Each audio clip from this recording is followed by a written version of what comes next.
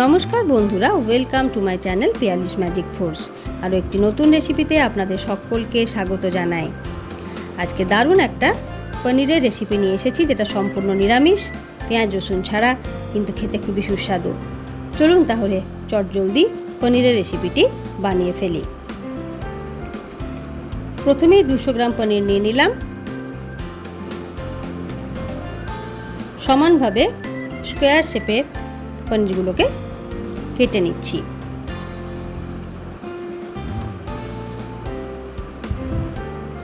এরপর পনিরগুলোকে এক সাইডে রেখে দিয়ে একটি গ্রাইন্ডিং জারের মধ্যে নিয়ে নিলাম 5খানা ভিজিয়ে রাখা আমন্ড, আর হাফ কাপ ভিজিয়ে রাখা কাজু, 3টে কাঁচা লঙ্কা, হাফ ইঞ্চি আদা, 1 চা চামচ গোটা জিরে, একটা টমেটো, গোটা গরম মশলা এবং 1 কাপ দুধ সব মিশিয়ে একটা মিহি পেস্ট বানিয়ে নিলাম। এদিকে একটি ফ্রাইং প্যানের মধ্যে 1 টেবিল চামচের মতো দেশি ঘি দিয়ে বেটে রাখা মশলাটা দিয়ে দিলাম।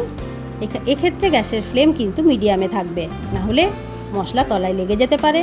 দিয়ে দিলাম 1 কাপের মতো জল। ভালো করে মশলাটাকে জলের সাথে মিশিয়ে নিয়ে কষিয়ে নিতে হবে 3-4 মিনিট। এরপর এর মধ্যে দিয়ে দিলাম পরিমাণ মতো লবণ, 1 চা চামচ চিনি, সব একসাথে মিলিয়ে মিশিয়ে নিচ্ছি।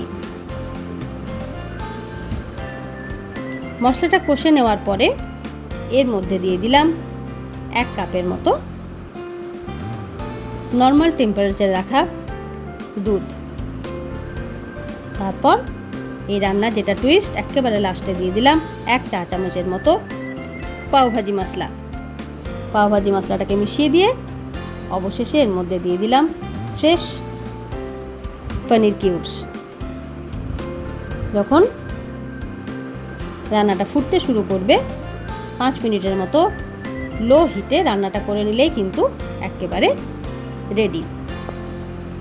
এরপর 1 চা চামচ দেশি ঘি দিয়ে গ্যাসের ফ্লেম অফ করে দিলেই গরম গরম রুমালি রুটি, চাপাটি, পরাঠা সব কিছুর সাথে পরিবেশন করতে পারবেন। এটা খেতে খুবই ভালো লাগে। আপনারা বাড়িতে বানান এবং কেমন লাগলো আমার রেসিপি অবশ্যই কিন্তু কমেন্ট করে জানাতে ভুলবেন না বন্ধুরা। যদি আমার রেসিপি ভালো লেগে থাকে তাহলে অবশ্যই কিন্তু লাইক এবং শেয়ার করবেন।